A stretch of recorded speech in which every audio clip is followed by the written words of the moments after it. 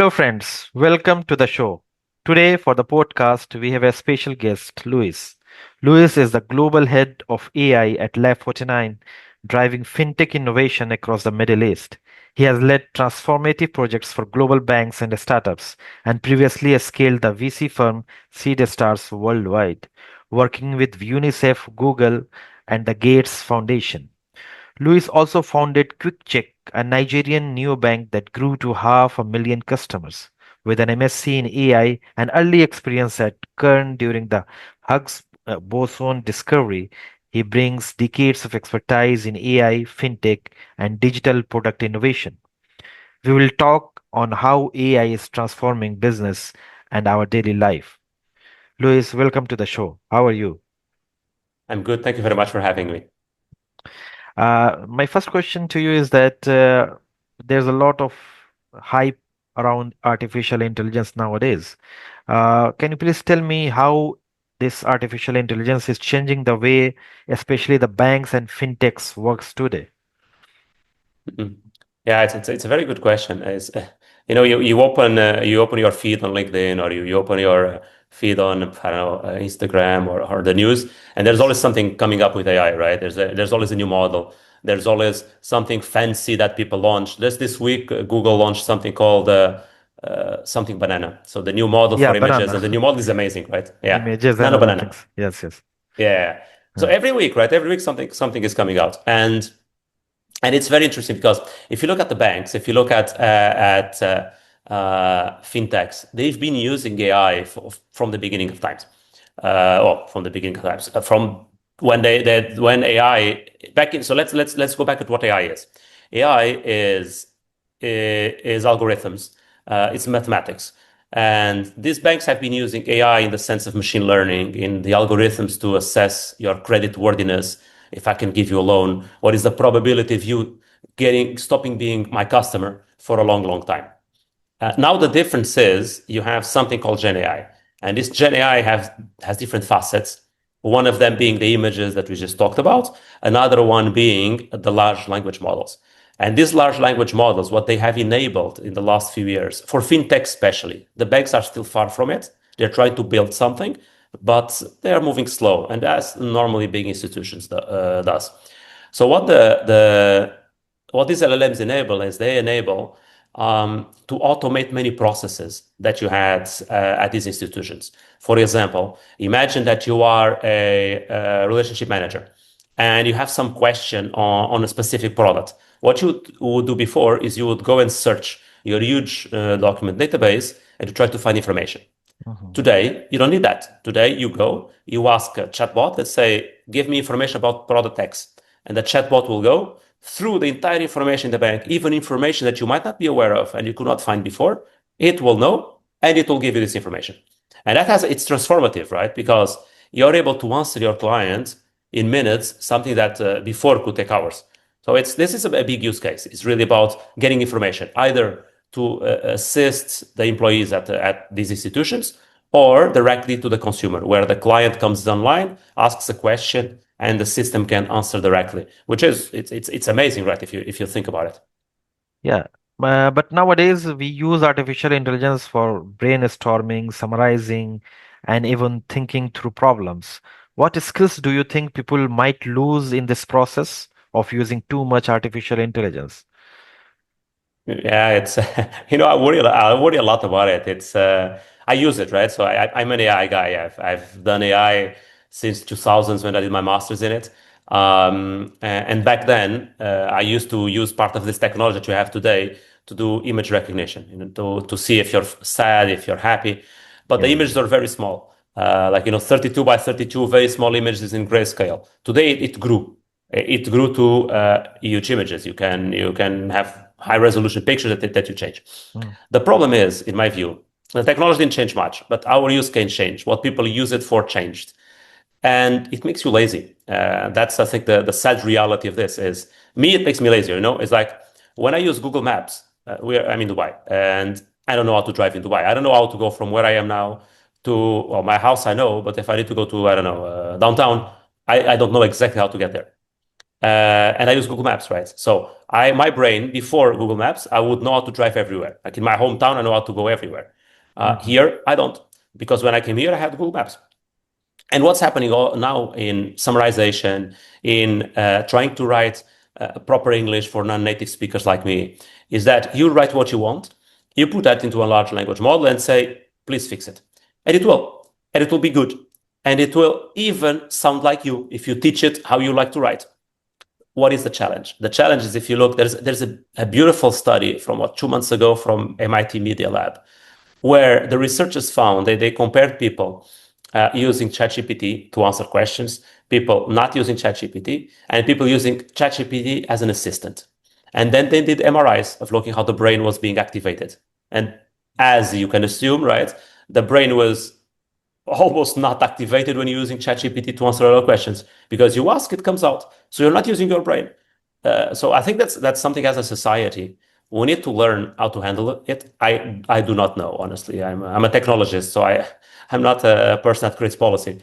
I worry about it because as a whole we are getting lazier because of these tools because they make our life easier. And the humans are like this, right? If you make life easy, I'm going to go the easy route and not the hard route. So yeah, so there's a definite challenge there. I think all our listeners to think about it when they're, using ChatGPT or Claude or Gemini or whatever. They should try. Me personally, I use that as an assistant. So I use it to edit some of the text, to give me feedback on the text, but I write it. I know people that even write. So Mhm. it's well, we need to use it one way or another, right? We cannot. Let's be realistic. If we don't use it, we are making a bad choice in our productivity in our daily productivity. Mhm. Also, by using this, I think that it helps us reducing the stress of the work also, because a lot of work is there, and then by using this AI tools and this generative AI, we can reduce the working hours also. So in one way, it is helping us, in other way, in the Yeah. cognitive behavior, other things, it is still in you know research stage. Yeah. Uh, uh, I want to talk on this. Like you recently shared a post about bias in artificial intelligence system. I have seen on the Mm. LinkedIn. And can you please explain what that means in simple terms and why it matters? Yeah. Yeah, it's something very close to me because uh like when you start so I've lived in many countries. I'm Portuguese. I set up businesses in Southeast Asia, in Africa. I've been around. Okay. And I have friends from all around the world. Okay. And everybody doesn't like depending where you come from, humans are humans, but we all think different. We all have different perspectives on what is Definitely. important to us. There's touch cultures, not touch cultures, right? There's cultures that you shake hands, there's culture that you just move your head down to say hi to someone. Mm-hmm. And this is beautiful, right? Because we are all different. That's what makes us very interesting. The challenge is that we also have different ways of seeing the world and thinking what's important. And what's important as we train these models, it's in the models. So if you're a model trained in Asia, it will have the view of Asia. So it will have the view of the history of Asia, how the Asians see the world on their side, which, as we know, it's biased. As the Europeans have a view, I'm European, right? And we think, oh, we found the world. No, we didn't find any world. The world was there. We just took some boats and we went around the world and we found other people. Found them, but they were there. Like we didn't create a new world. But the Mm-hmm. Europeans think much about that. No, our view in Europe is, oh no, we traveled the world and we brought all this. No, we didn't. But that's a view, right? So it means my models in Europe would think like that. I go to my models in the US, they will think like Americans or like South Americans. Um, and what's happening now is that you have now models in Asia, well in China mostly. India, a huge country, doesn't really have state-of-the-art models, which I think it's a problem because those voices are not being heard. Mm-hmm. Um, then you come to the Middle East. There's work being done, which is amazing. So we're going in that direction. But again, we lack the Arab perspective in these models. And you go to the US, and most models are from the US, and then the small ones from Europe. So we have we're lacking models that fit the narratives of the people in the regions. And now what's happening is these models that exist today, we humans are biased and they are trained with our information. So there's a very cool study that came out from Mount Sinai University in New York, I think last week or 2 weeks ago, that as you said, I published it, Yeah. where it was in healthcare. And that's when it starts getting scary. So in healthcare, they created small vignettes, so small stories of people in healthcare of situations. And they asked the model, so the AI, the agent, what it would do. And you'd give an answer. And then you'd say, look, I'm a billionaire. And the answer would be more utilitarian, would be more about, oh, how can I help your life get better? Then if I say, look, this person comes from a disadvantaged class. So the model will try to promote his uniqueness, try to help, to support. And this is just a basic thing, right? It's the way that we think. If people have a lot of money, you just want to make their life happy, easy, whatever. If you come from a disadvantaged class, you want to promote their growth in society. Fine, but that has impact on healthcare. It shows that it has impact. So now imagine you go to a doctor and the model, based on what it thinks you are, makes a decision about your treatment. Because imagine it thinks, oh, this guy doesn't have money, so I'm just not going to give him the proper treatment. I'm going to give them Mm, some other mm, bad treatment. And then the doctor thinks, okay, there are like these five options for treatment. The model told me A. Yeah, A makes sense. Okay, fine, I go for A. And mm. that's really a problem, right? That's in healthcare is a problem, in finance is a problem. Well, in the daily lives is a problem that we need to address. Okay, you talk about this biasness of this different models which is created in different regions of the world. So what do you think that if we can able to train the same model worldwide, this biasness will be reduced or stopped? It's difficult, right? Because remember that who is training the models has their own biases. Like there's Oh. a good example of these biases when Google launched a one of the image models, what, a year ago or whatever, and they were trying to be anti-bias so much that you would ask, give me a picture of the founding fathers of the US, Mhm. and they would put African Americans as the founding fathers of the US. And we all know they were white. So like you cannot, unbias. So they tried to unbias so much that they just created something that was not real. So I don't think that's the solution. I think that the solution is the different people in the different regions, they should have their own models in their own languages because Mm. the culture and the way that you are comes from your language. The words you use have impact on the way that you think. And if the models that are using words, they're not trained on the way that you think, they're not filtered by the way that you think, there's still going to be biases. In any case, there's going to be biases everywhere, right? This is what this study from Mount Sinai proves, is that it Mm. does not matter. The biases are there. Still, I think India should have a model. I think all big countries and all big regions should have their own models because well, competition is healthy and it will help people again be protected uh, from uh, from different biases in the Okay, different okay. countries. Mhm. Let's talk about this artificial intelligence based agents, which is now rife in our Mm. market. And with the rise of these AI agents and automation, it is becoming more and more common. So, how do you think people's roles in creating products and making decisions will change in the coming future? Yeah. I think I have a friend. He posted something on actually two. I posted on LinkedIn a work chart, and the org chart was like the for software development. So it's like the product owner, then engineer, then designer, then business analyst, and Mm. then below all of those, an army of agents. And I think that is the future. The future is all the work that is busy work, that is annoying, that is no, is just imagine copy pasting stuff from an Excel to another Excel. That type of stuff is going to become automated. Today, when I develop software applications, if I want to do an interface, before I used to go on Balsamic or I used to go on with a piece of paper and I would draw a UX. I don't do it anymore. Today I go to UX Pilot. I describe what I want. UX Pilot has been trained in massive examples of wireframes of applications around the world. It will generate a nice wireframe for me. I click and I change a bit. So the workflow completely changed. If you look at this nano banana model from Google, the workflow again, before you need to go to make changes on, you need to go on Photoshop. And I want to change the luminosity, or I want to change the background, or I want to do whatever. I posted yesterday a picture that I had snowboarding, and I said, "Look, make my clothes blue, and the background put me in a nice Swiss Alps mountain with no snow." It replaced it, and it took, I don't know, 5 seconds. So the workflow completely changed, right? You don't need to click the buttons. You still need the human thing of, look, I need to think about what I want. I need to explain what I want. Yes. And an Mm. agent Mm. is just an intern.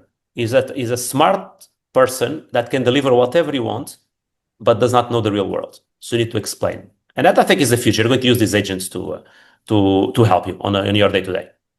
For any startup kind of thing, what's the role of these AI agents should be? We should use these AI agents as an expert or as an intern. What do you think? Yes. So I think the agents, and I have a few friends in startups. I know a Okay. few people, in these solopreneur communities, Oh. and they become so much more powerful since this agent thing came out.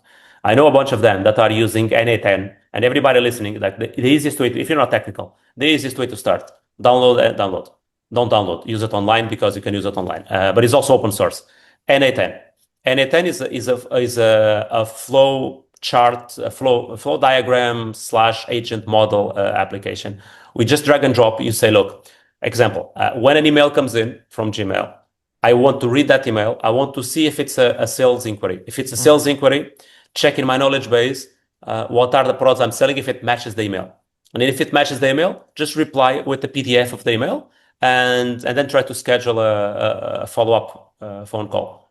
Like before, you would need to be on your computer to reply to all these emails. You need to send the Mhm. PDF yourself Mhm. and try to schedule the next interaction. Today, you can create an agent in Anytime that is going to do that for you. So if you're a startup, listen to this, just use the tools. Use the tools because if you aren't using it, your competitors are. And there is, for simple things that take a lot of time, the ROI is massive. The speed that you get is massive.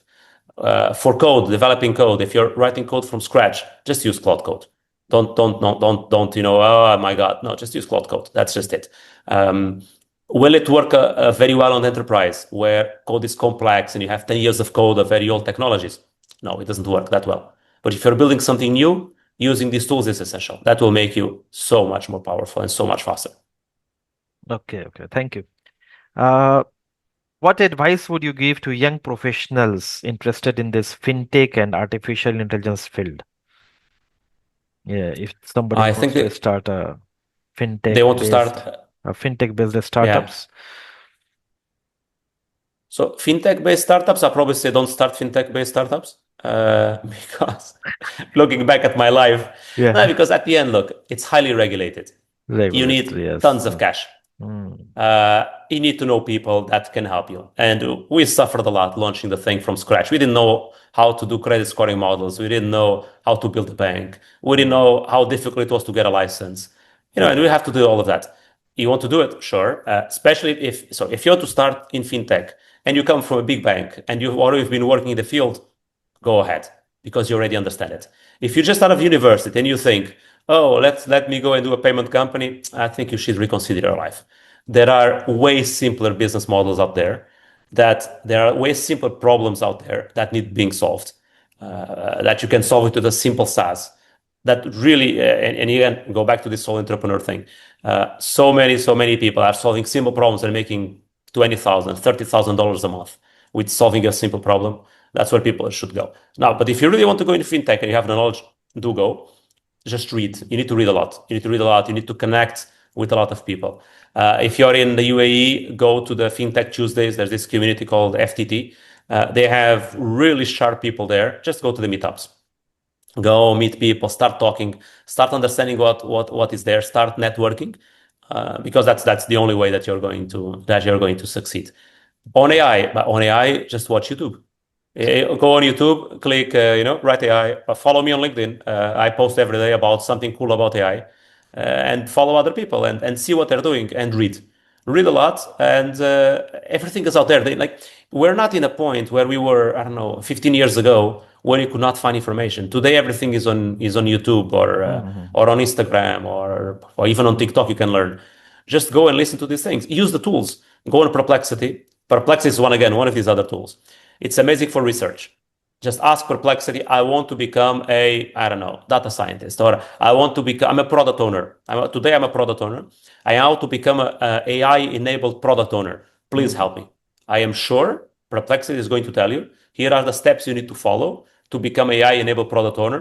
And then you ask more details. Then you can go and ask Gemini for help. You can ask, I don't know, Claude for help. You can ask DeepSeek for help. All of them, they will help you, guaranteed. Mhm. There are many generative AI based tools available right now, and you have also used all like Perplexity, Claudia, and OpenAI. So, have you compared all these tools? Like you are talking about, there's this uh, Perplexity is best for Mm. this artificial research based work. Yeah. So, have you compared all these tools? Which one is used for which purpose? And which is best for a Yeah. certain purpose? Do you have any idea? Yeah, so it's a good question. It's Yeah. and it changes. So whatever I'm going to tell you today, whoever is listening to this in 2 months, Mm. please don't come and tell me, Luis, you were wrong, because what I tell Because you today everything is will changing. be Yeah. it will change. Like if you ask me last week what I should use for image editing, I would probably tell you Mid Journey. If you ask me today what you should use for image editing, I'll tell you Deep Banana. Nano This Banana, nano banana. right? Yeah. Yeah. So it's So you need to be aware yeah. things We need change. to discover daily. Yeah, you need to Mm. discover daily. You need to follow people on, again, LinkedIn, YouTube, whatever, to get the news. Today, that being said, today, best model for writing, Claude. It's Cloud. generally accepted. I have a lot of friends that are content creators that they all say that Claude is better. I love Claude to be my editor for my LinkedIn posts because Claude is mean. Like it tells you, this is wrong. Do what you wrote makes no sense. It uses nicer words, but like it's really direct. It tells you, look, this is wrong, and it suggests good You're edits. telling about the content writing, yeah? For Content yeah, editing, content like you're editing. writing stuff, right? And Cloud you is need best, somebody yes. to Mm. Claude is best for text, Okay. for content editing, content writing, making sure that it sounds more conversational. Mm. It helps you. Then on research, you need to research a topic. All of them do deep research. The best one is Perplexity. You go to the Perplexity Pro, click deep research, ask it to go and do, I don't know, search about how to build an AI bot. It's going to take, I don't know, 5, 10 minutes, whatever. We'll come back with a huge report. Why is it better? Is because they are connected to the web. So they are really, that's what they're designed. Um, if you're running on your own, if you want to run on your own computer, if you want to run on your own computer today, probably it's Gemma 3 from Google. Gemma 3, there's multiple versions. I think probably the best one now should be the 270 million parameters that you can run locally. Um, if you want, if you want what else? Like if you want a very simple, all generic model, go ChatGPT. ChatGPT 5, it does everything. Whatever you want with it, you can do. Yeah, yeah. Is it the best one? Meh. It depends on how lucky you are because it automatically selects which model it uses depending on the question you ask. So it's kind of there's like a smart model and then routes to the other models. That's why if you use ChatGPT 5 now, you notice that sometimes it's very fast at replying and Mm. sometimes it takes a while. It's Takes a because you while. realize, oh, this question is complicated, right? So it goes to another one. And So yeah, so that's it. Look, sometimes this ChatGPT gives two options also.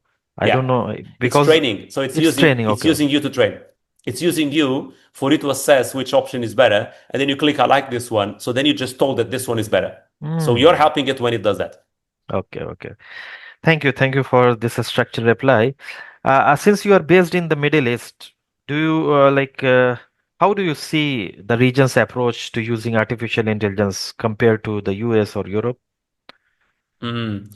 Yeah, so Europe, I think we are. I don't want to be the mean guy in a call and say something like very bad, but Europe we're far behind.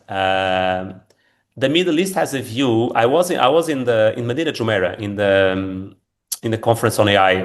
I think in May or June. I'm not sure. And there was one of the ministers there on stage, and he said something that really impressed me. He said something like, here in Dubai, we always want to build the biggest building, the fastest car, the whatever, and we are aware we're not going to achieve it all the time. But what this does is it sets a vision. Mm. It sets a direction forward for people to go. And that's what I find amazing in, especially in the UAE, is the capacity of having these huge goals, right? These huge things. We're going to build biggest data center. We're going to build a large solar park. But in the AI spaces, they have this sets a vision. This sets a direction. So this region has the vision and has the capacity to invest in these areas, which I think is that if you in the world right now, this is probably one of the best places to be on AI because people really want to do stuff here. Versus in Europe that is lagging behind. The US started it, right? So the US started as a huge country with lots of money. But I think there's still, I think the vision here is what's this region, especially the EU part, and also Saudi. If you look at what they're doing with UMain that they launched a few months ago, the region has the vision, has the capacity, has the funding that will can become a real powerhouse for this technologies in the future. And this is the future, right? The future is new energy and AI. That's clear. So whoever has the vision to bet on that, I think they will be very good in the next 5 to 10 years. Yeah, yeah. Thank you.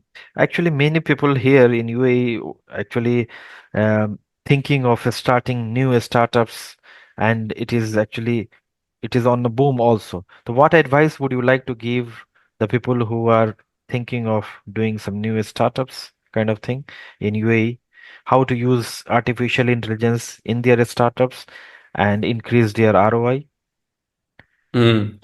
Yeah, so start using from the scratch. So whatever problems you have, make sure you try to solve them as much as possible using the tools that are out there. Start with Mm. N8N, with the Cloud Code, Cursor, all these tools to write code. Use again UX Pilot to design your interfaces. Figma now also has some nice Gen AI stuff there. Uh, so use the tools. Don't stop. Then focus on something that is a real problem. Find a problem that has a market. It's not about being a problem. There's this concept of painkiller versus vitamin. If you're selling a painkiller, people are going to buy it because they need it. Vitamins, they only buy it if they have the money. And if somebody told them, it might be good for me. So, they might buy it, they might not buy it. A painkiller, they will buy it. So when you solve something and you're launching a company, you need to focus on the painkillers. Then test it as fast as possible. And now today it's an amazing time. If I have an idea, I go on Lovable, another tool, and ask Lovable to create a website for me or a simple app for me, and I launch that. Can it go to production and can it scale to 1 million users? No, but you can launch it in 3 days. You can put it on your X, you can put it on your LinkedIn, you can start sending it to your clients for them to start using. You can even put payments there. So now it's really like build fast, fail fast, test fast, and these tools enable you to do that. I think that's my advice. Like as fast as possible, and do a painkiller. Don't try to build a vitamin because you're just going to waste time, and life is too short to spend time creating vitamins. It's just life is too short. Thank you. Thank you, Luis, for joining us in this conversation on artificial intelligence. And in this podcast, we have seen it shaping the way we live, work, and learn, but also the challenges and responsibilities that come with it.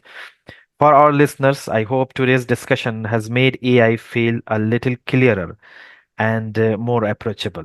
Remember, artificial intelligence is not here to replace us, it is here to work with us, and how we choose to use it will decide the future. Until next time, stay curious, keep learning, and let's continue exploring the possibilities together. Thank you, Luis, for coming and Thank joining you very this much. podcast. Thank you.